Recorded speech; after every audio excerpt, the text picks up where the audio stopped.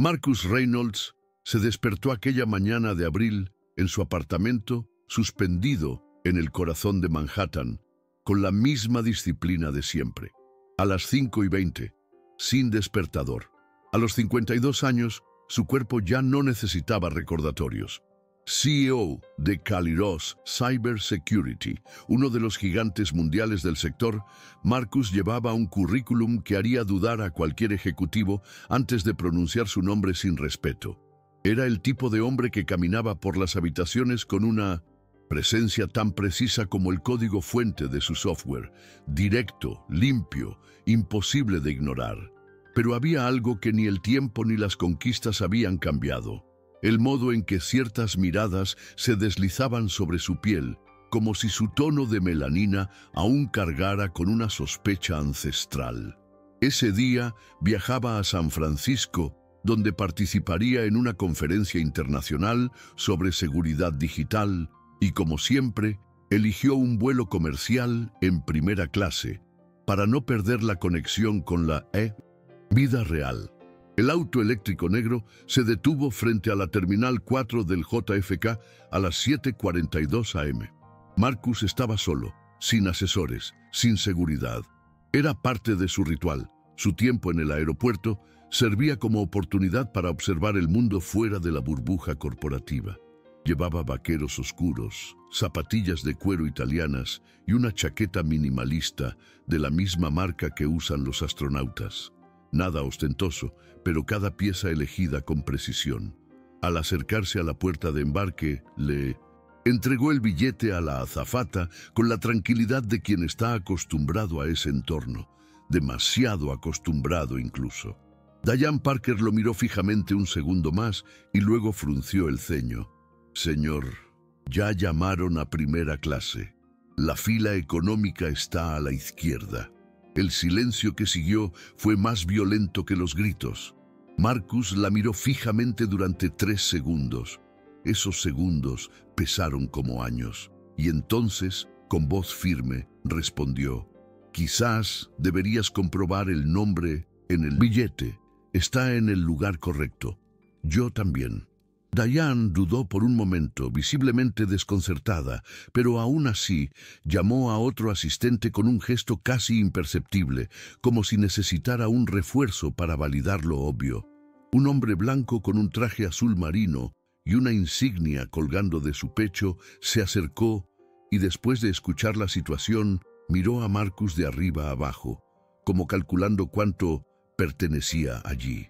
En cuestión de segundos, la escena atrajo las miradas curiosas de otros pasajeros. Marcus, lo suficientemente experimentado para reconocer el patrón, mantuvo su rostro impasible. En mi interior empezó a agitarse una vieja mezcla de indignación y tristeza, un tipo de dolor al que nunca te acostumbras, que simplemente se duerme entre un episodio y el siguiente. Señor Reynolds, lo siento, es que hemos tenido algunos problemas últimamente con entradas duplicadas, ¿sabe?, dijo el hombre, con una sonrisa forzada que no ocultaba su parcialidad. Marcus simplemente volvió a mostrar su pasaporte diplomático y su tarjeta de embarque, como si quisiera decir: ustedes luchan contra los hechos. Después de la inspección, que duró mucho más de lo necesario, llegó la disculpa seca y formal y el tan esperado: puede embarcar, señor. Marcus respiró profundamente y entró en el dedo, sintiendo las miradas de todos aún pegadas a él como si fuera un intruso. Se sentó en el asiento 2A, pero no podía relajarse.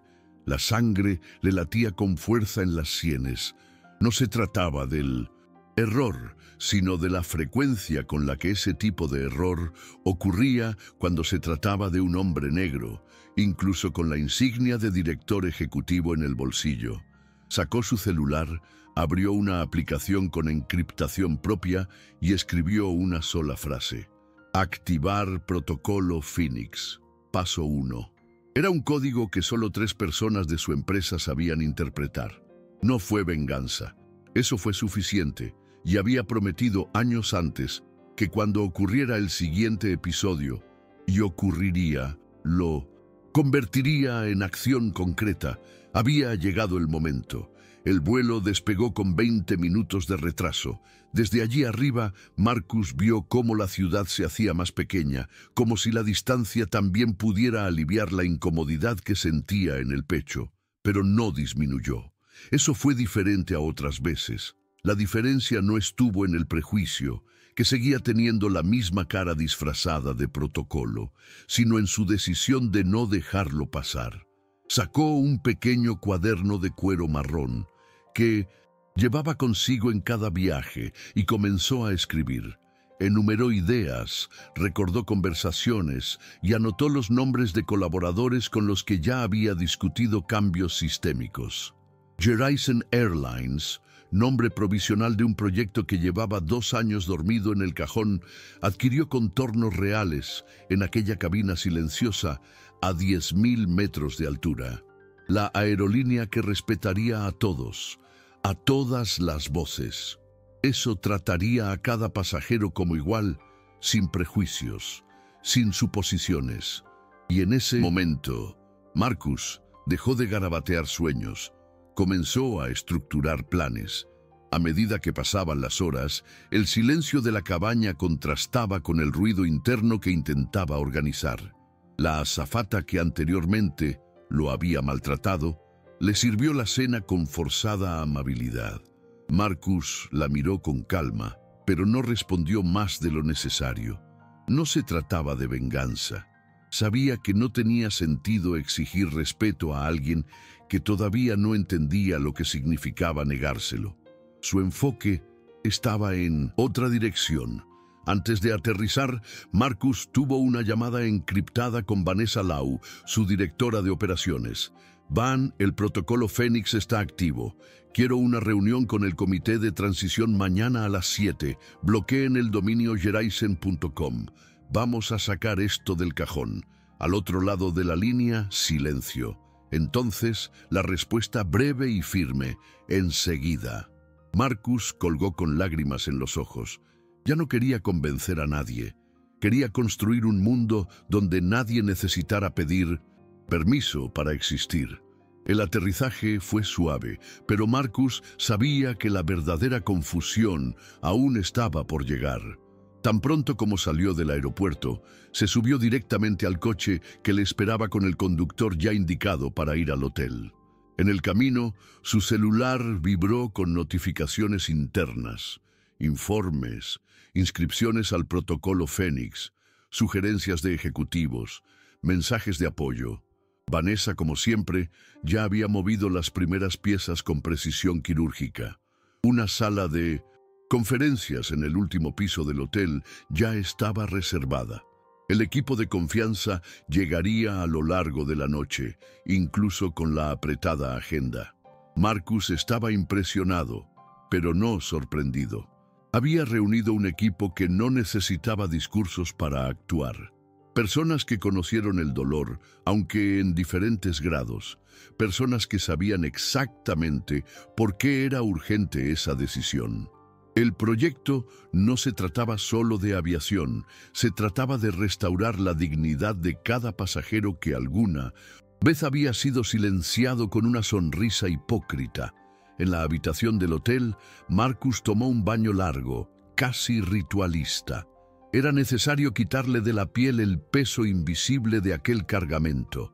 Mientras el agua se escurría, pensó en su infancia en el Bronx, en los autobuses donde siempre era el último en ser saludado, en los ascensores de hotel donde los guardias de seguridad le preguntaban si estaba buscando a alguien. Pensó en el consejo que le había dado su madre, doña Elvira. Hijo, el mundo no necesita que demuestres nada, solo necesita que resistas. Y ahora se resistió, pero resistirse, para él, ya no era suficiente. Al salir de la ducha, se puso una camisa sencilla, un pantalón de lino y unas zapatillas. Se sentó en el balcón del hotel con un vaso de agua con gas y contempló la ciudad mientras se preparaba para dormir. Un cielo sin estrellas, pero con ventanas iluminadas en edificios altos. Allí tomó la decisión final. Geraisen no sería solo una empresa, sería manifiesto, un espacio donde ninguna Dayan podía decidir a qué lugar pertenecía cada persona. A las 7 en punto del día siguiente, la sala de conferencias ya estaba abarrotada. 14 personas estaban sentadas alrededor de una mesa ovalada, cada una con una historia relacionada con el mismo tipo de herida que llevaba Marcus. Aliados, hombres y mujeres negros, asiáticos, latinos y blancos. Personas que entendieron que la diversidad no era un escaparate, era estructura. Marcus entró en la habitación sin formalidades. Abrió su portátil y proyectó en la pantalla lo que llamaría el Manifiesto Geraisen. Una presentación cruda, sin pulir, llena de ideas todavía en los huesos. Pero el impacto fue inmediato. No se trata solo de aviación, comenzó. Se trata de respeto al abordar, empatía en el servicio y humanidad como regla, no como excepción. Cada diapositiva era un puñalada a la indiferencia. Geraisen tendría políticas claras contra la discriminación, capacitación intensiva, evaluaciones de comportamiento constantes, desde los gerentes hasta los pasantes. Si no va a cambiar el patrón, ni siquiera empieces, dijo con voz firme y la mirada atenta a cada reacción. La habitación quedó en silencio por un momento. Luego vinieron los asentimientos, las miradas emocionadas, las sonrisas de quienes finalmente sentían que algo grande estaba por suceder. Vanessa fue la primera en hablar. Ya no estamos construyendo un servicio, estamos construyendo una respuesta. Los demás siguieron con sugerencias prácticas, nombres para el Consejo de Ética, asociaciones con universidades, contactos con ONG y expertos en derechos civiles. Todo fluyó como si ya estuviera esperando nacer. Marcus no tenía todas las respuestas y se aseguró de dejarlo en claro. Pero lo que tenía era el motor, la urgencia y un equipo dispuesto a correr con él. Al final de la reunión, todos salieron con una tarea, un propósito y una fecha límite. Geraisen tomó forma allí, dentro de una habitación de 1900 hotel, impulsado no por el lucro, sino por algo mucho más raro, la indignación convertida en acción concreta. Más tarde ese día, Marcus hizo algo que rara vez hacía. Abrió su cuenta personal de LinkedIn y escribió un texto breve, directo y sin filtros. Informó con gran detalle lo ocurrido en el aeropuerto, sin mencionar el nombre de la aerolínea. Habló del cansancio de vivir la misma experiencia en diferentes versiones y de la decisión de emprender un proyecto que pudiera representar más que comodidad, representara dignidad. La publicación se volvió viral en cuestión de horas. En menos de 3 años había acumulado 100.000 me gusta y decenas de miles de comentarios. Personas de todo el mundo, muchos de ellos desconocidos, compartieron experiencias similares, algunas incluso más absurdas. Directores ejecutivos, periodistas, profesores, exasistentes de vuelo, conductores de aplicaciones. Cada testimonio era una confirmación de que el problema era sistémico. Marcus leyó todos los comentarios que pudo antes de que el algoritmo enterrara los más antiguos, y sintió algo diferente. No era ira, era un sentido de misión. Por la noche, ya en su habitación, sonó el teléfono. Era el director de comunicaciones de una importante aerolínea, la misma que lo había avergonzado horas antes. La voz del otro lado de la línea era educada pero insegura. Nos gustaría hablar sobre lo sucedido, señor Reynolds. ¿Podríamos programar una reunión para aclarar el malentendido? Marcus respiró profundamente antes de responder. No entiendes nada. No quiero una reunión. Quiero que leas los comentarios de esa publicación y que intentes dormir tranquilo. Y colgó. Por primera vez en años, sintió que no tenía que explicarle su dolor a nadie. El movimiento ya había comenzado. Ya no era solo un ejecutivo al que se le prohibió viajar en primera clase. Ahora era la chispa de una transformación concreta, y no había protocolo ni disculpa que lo hiciera dar marcha atrás. El sistema le había dado un empujón al hombre equivocado y estaba dispuesto a cambiar las reglas del juego. En las semanas siguientes, el nombre Jeraisen empezó a circular en círculos importantes, incluso sin que existiera una página web en funcionamiento ni se hubiera vendido ni una sola entrada. Era solo un concepto, pero ya estaba causando incomodidad. Algunos medios de comunicación intentaron contactar a Marcus, pero él rechazó conceder entrevistas. «No se trata de mí», dijo. Mientras tanto, su equipo trabajaba a ritmo de puesta en marcha. El proyecto obtuvo una sede temporal en una planta del propio Caliros, con un núcleo inicial de 25 personas de diferentes áreas. Aviadores experimentados, ingenieros, diseñadores de experiencia de usuario, consultores de accesibilidad.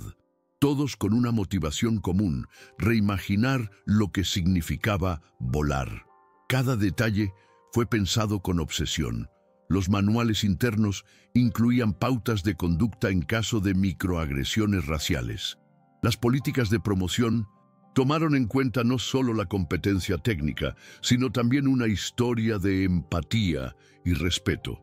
Jeraisen nació como un reflejo del dolor, pero con la estructura de ser un faro.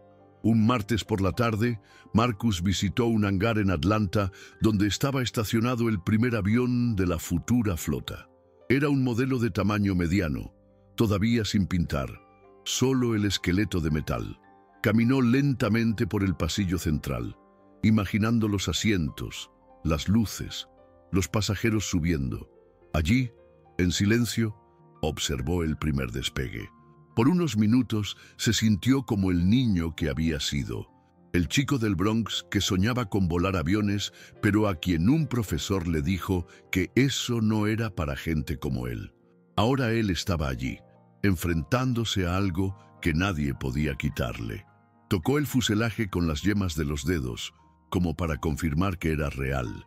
De regreso a la oficina, no le dijo nada a nadie, pero su comportamiento cambió. Ya no hubo vacilación, solo concentración.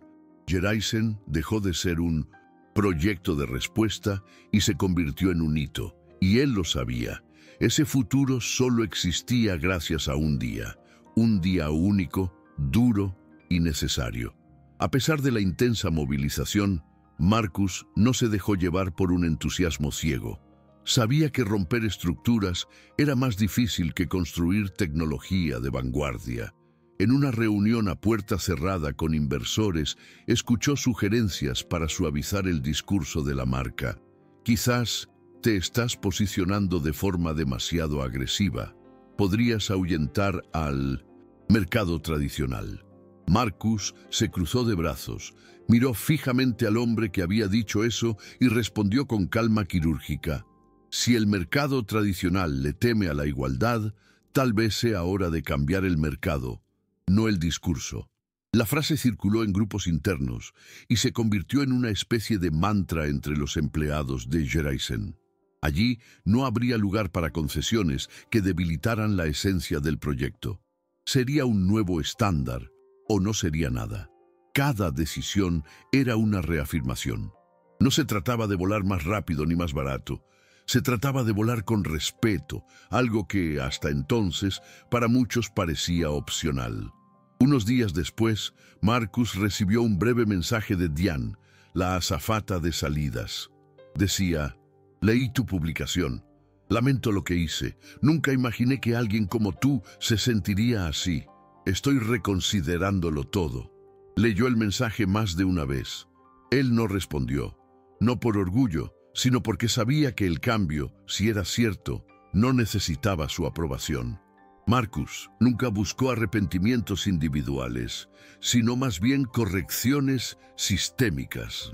Aún así, guardó la impresión del mensaje en una carpeta llamada Impactos, junto a otros informes de personas que habían revisado su conducta, se habían posicionado en sus empresas, habían hecho ajustes en las capacitaciones internas. La transformación ya comenzaba a trascender los límites de la futura empresa. Él lo sabía. Jeraisen ni siquiera había volado aún, pero ya estaba alterando rutas invisibles. Y eso, para él, era más de lo que cualquier CEO podría pedir.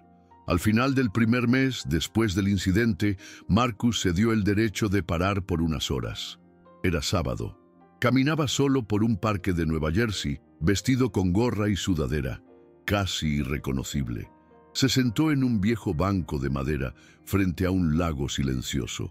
A su lado, un niño jugaba con un avión de papel. El niño era negro, debía tener unos 7 años. El avión se estrelló cerca de los pies de Marcus. Se agachó, recogió el juguete y lo devolvió con una sonrisa. ¿Quieres ser piloto?, él preguntó. El niño asintió tímidamente. Marcus lo miró y dijo, con la misma voz que usaba para dirigir las salas de conferencias: «Pues que así sea, que nadie te diga que no es para ti». El niño le devolvió la sonrisa. Fue solo una frase, un momento, pero Marcus sabía que así fue como empezó todo, con presencia, con alguien que dijo sí en un mundo que muchas veces solo ofrecía no. Cuando regresó a casa esa tarde, Marcus miró la estantería de la sala de estar y cogió un marco que había estado guardado durante años. Era una foto de él, con su madre, el día de su graduación de ingeniería, con la sonrisa de quien ha superado lo imposible. Colgó la foto en la pared principal de la habitación, un lugar que siempre había evitado porque pensaba que era ostentoso, pero ahora lo entendí. Aquello no era un espectáculo, era una declaración. Tenía que ser visible para él y para todos los que entraban allí. El lunes siguiente se emitiría la primera campaña de Jeraisen. Un vídeo sencillo, con testimonios reales de personas que fueron discriminadas en vuelos alrededor del mundo. No hay rastro épico sin puesta en escena. Solo voces reales contando lo que experimentaron y lo que esperaban de una nueva forma de volar. Marcus revisó el vídeo en silencio, con los ojos llenos de lágrimas. Eso fue todo. Lo que empezó como vergüenza ahora era un grito colectivo. El día del lanzamiento de la campaña, Jeraisen se convirtió de los temas más comentados en las redes sociales. La repercusión fue instantánea, pero lo que llamó la atención de Marcus no fueron los números, sino los mensajes directos. Un empleado del aeropuerto dice que, por primera vez, se siente representado. Una joven con parálisis cerebral se mostró agradecida de ver que la accesibilidad también formaba parte de la agenda. Un ex ejecutivo de una aerolínea de la competencia pidió trabajo, diciendo que quería trabajar en algún lugar que finalmente tuviera sentido.